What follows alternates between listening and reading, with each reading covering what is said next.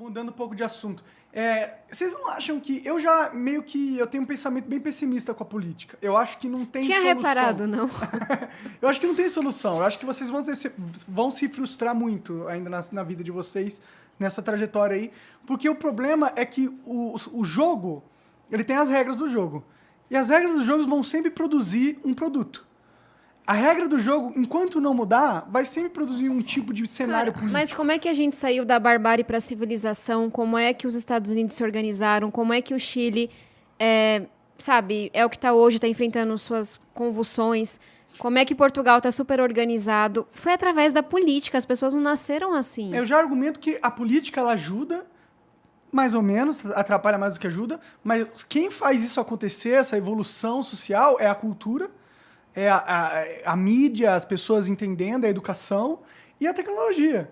A política, na verdade, ele é um mal necessário ali no caso, entendeu? É tipo o que faz a engrenagem, é a engrenagem que mistura tudo, A gente nunca sabe? encontrou outro caminho que não é... Como um mundo, assim, sabe? Ser humano. A gente tem duas histórias. Uma é a da democracia, que é lenta, negociação, etc. A outra é do autoritarismo. E aí você pode falar de União Soviética ou você pode falar do nazismo. Mas a nossa democracia Milhões atual morreram não é nos dois, autoritária sabe? também? Já milhões não morreram na democracia, no Vietnã, milhares no caso, né? Tipo, eu não sei, eu acho que a nossa democracia atual, ela não é uma democracia de verdade. O sistema, ele é falho, o sistema tinha que mudar. Assim, a gente Não, tem mas uma calma, mas democracia é- que é mas, jogo, falha, calma, mas aí eu que acho é que- frágil, mas eu posso dizer o que eu penso no Brasil. Eu não poderia na União Soviética, eu não poderia na Alemanha nazista, assim como Mas eu não será que você pode poderia... falar aqui o que você pensa? Posso? Porque é difícil falar o que Você é pensa o aqui no Brasil. exemplo de quem fala o que pensa todos E os se fudeu pra dias. caralho por causa disso. Mas você nunca foi preso, nunca te mataram, monarca. Vê mais um Pelo aqui pra amor acompanhar de essa Deus. discussão, Mas por em favor. 2022, essa nossa régua fudeu, né? Eu tô te falando qual é a diferença principal. Mas mesmo assim, a gente Entre não vive um- num mundo onde eu posso falar o que eu quiser de verdade. Vou ficar igual o Igor aqui, Ô, só se caralho. você fala alguma coisa do STF pra você ver se você não tá fudida. Tá fudida. O Supremo Tribunal Federal já tomou decisões equivocadas. Ah, falei. Aí. Tá vendo o Concordo. jeito que ele tem que falar? Você entendeu? A gente não vive num cenário de liberdades plenas. Não na minha visão. O nosso sistema, ele tá totalmente falho. A nossa Constituição é Monark, falha. vamos E lá. isso tinha que ser reformulado de algum jeito. A sua fala não pode ferir a liberdade de outra pessoa. Eu sim processo pessoas que me ameaçaram de morte. Processo pessoas que me incitaram a violência contra mim. Pessoas famosas e pessoas anônimas. Então, tem limites numa democracia para a liberdade de expressão, que é onde começa a do outro. Agora, assim, nosso Brasil tem vários problemas. Na saúde, na educação, infraestrutura. Sento ao teu lado 10 horas para listar os problemas do Brasil. Agora, eu acho que a gente pode dizer sim que nós temos a liberdade de expressão no Brasil. E que isso é infinitamente melhor do que em um país como o Afeganistão, em que mulher não pode estudar. Não, se Mulher a gente- não pode abrir a boca na rua, não pode sair sem um homem do lado. Se a gente for comparar com o Afeganistão, tá, com certeza o Brasil tá anos-luz desse tipo de sociedade em questão de liberdade de expressão. Mas o que você propõe, então, se você... Porque, assim, eu concordo que a democracia é frágil, que a nossa democracia pouca gente participa, são pequenas elites pegando o que a gente tem, e isso acontece da esquerda à direita, concordo com tudo isso. A gente acha que isso entrou para a política porque a gente acha que tá uma merda e tem que melhorar. Mas eu acho que é importante a gente entender quais são as alternativas. O mundo apresenta uma alternativa, que é o autoritarismo. De esquerda ou direita, eu tô correndo disso. E se a gente for pro outro lado? Qual que é o outro lado? Dividir ainda mais o poder político. Hoje o É poder... aprofundar a democracia, isso. Eu concordo, mas eu não tô... o meu argumento aqui não é contra a democracia em si, e sim contra o sistema atual onde a nossa democracia funciona. Eu enxergo como se fosse um sistema operacional. A gente está rodando o Windows da sociedade no Windows 95, entendeu? Concordo. O sistema operacional nosso é menos ainda.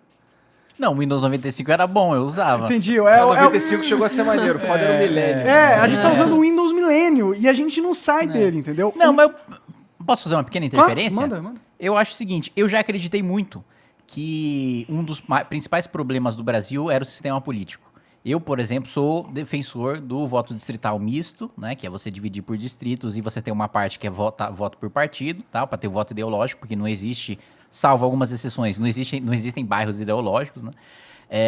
E sou parlamentarista, também acho que é um modelo superior, que é melhor do que... Mesmo a maior democracia do mundo está vendo os problemas do presidencialismo que é os Estados Unidos, e a Europa teve, na minha avaliação, experiências mais bem-sucedidas. Mas, depois de ter experiência no Congresso, né, aí quase terminando aí meu primeiro mandato, eu acho que o nosso problema não é o sistema político. Eu acho que o sistema político não mudaria grandes coisas na composição política, no jogo político. O grande problema nós estamos num país extremamente pobre, e apesar de ter um discurso muito difundido de que a gente está num país rico, estamos num país rico, não, a gente está num país pobre. E esse país extremamente pobre, o eleitor não sabe qual é a função de um deputado federal. E por não saber qual é a função de um deputado federal, ele acha, e assim, eu não tô culpando ele, porque se eu fosse ele, eu teria a mesma atitude. Ele acha que o deputado que está inaugurando uma creche, um hospital, etc., uma obra no bairro dele, é um deputado que trabalha. Se eu fosse ele, eu faria a mesma coisa. Eu tô vendo um político trazer uma obra que traz benefício para mim, eu vou votar nele. Mas qual que é o problema? Esse político que tá trazendo a obra para mim, só tá trazendo a obra para mim porque ele tá vendendo o voto dele pro governo federal. Então o problema não é o sistema político, o problema é que a gente tá num país pobre, que a gente tá num país tão pobre que o sujeito tem que pensar mais na própria sobrevivência do que no sistema político. Eu concordo, mas eu discordo. O ponto da gente estar num país pobre e isso vai trazer maiores dificuldades para o nosso sistema político, eu concordo, é verdade. Isso aí você observa em qualquer país do mundo. Quanto mais pobre, mais corrupto ele é. Mas eu acho que o problema da gente ser pobre, de continuar pobre, porque a gente é pobre atualmente, a gente não precisava ser tão pobre. A gente é pobre atualmente por causa da política, por causa do jeito que as regras são organizadas, entendeu? Eu não consigo tirar a culpa do sistema, porque dentro de um jogo, quem faz o jogo? O que faz o jogo? É o sistema. As regras do jogo definem o comportamento do usuário. Se a gente tem uma regra do jogo totalmente falha e que define um comportamento do usuário merda, não importa... Tipo, primeiro que o comportamento do usuário vai sempre ser reforçado para ser merda, por causa do sistema. Segundo, que é isso?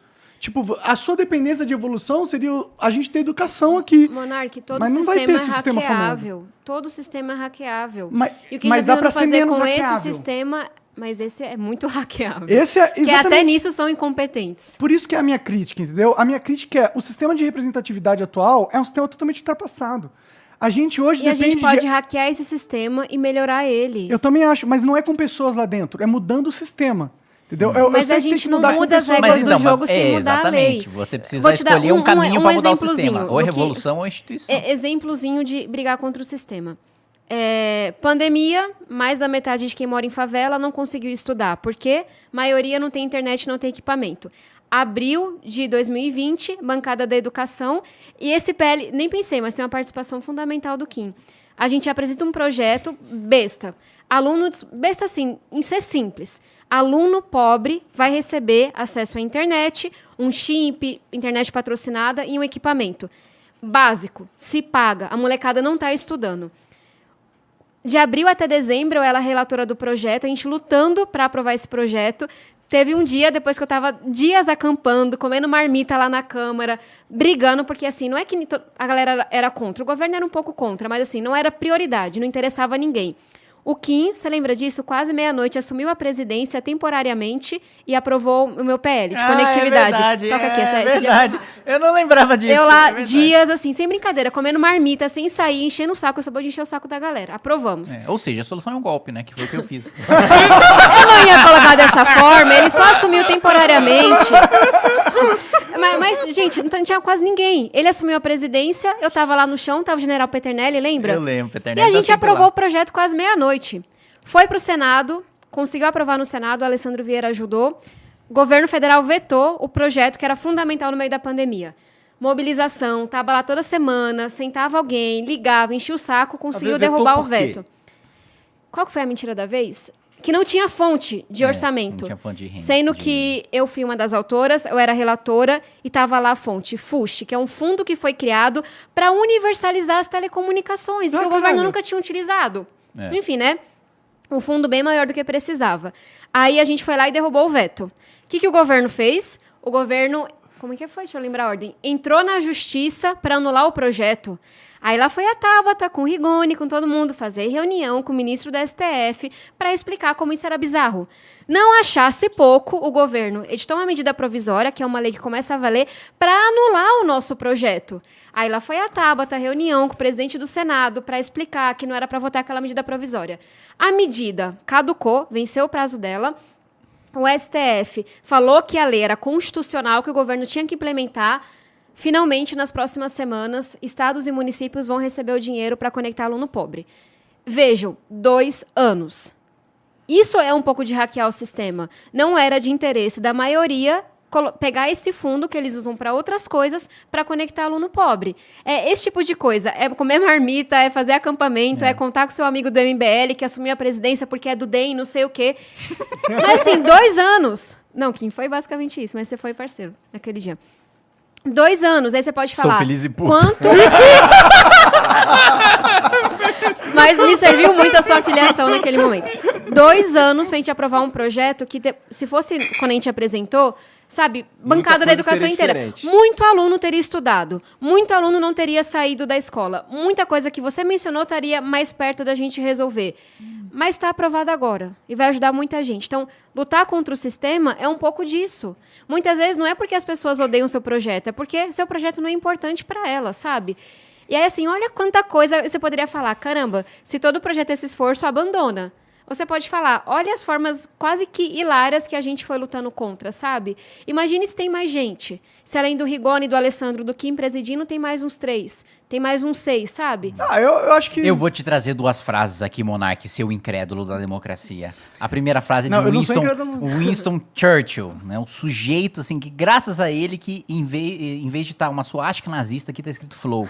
Ele dizia o seguinte, democracia é o pior sistema de todos, com exceção de todos os outros. Sim, sim. E outra coisa, foi a frase de essa de Queiroz, né? Todo mundo aí, poeta esse se eu menino. tiver inventando frases, o pessoal já pode dar Para o de Google aí, ler o ó. chat. Meu, você tá lendo o chat Não, eu mesmo. tava lendo o chat, sabe por quê? Pra ver se essa galera tava indo pesquisar o Kataguiri Katsumoto. E foram pesquisar e eu tô falando a verdade. Chupa. Muito bem. Eu não duvido. Essa de Queiroz. Pode dar o Google aí. Disse isso mesmo, hein? Eu estava... Brincadeira. Políticos e fraldas devem ser trocados periodicamente, pelas mesmas razões. Porra, isso é verdade. Então quanto você vai ser da política? Ah, mais um tempinho. Né?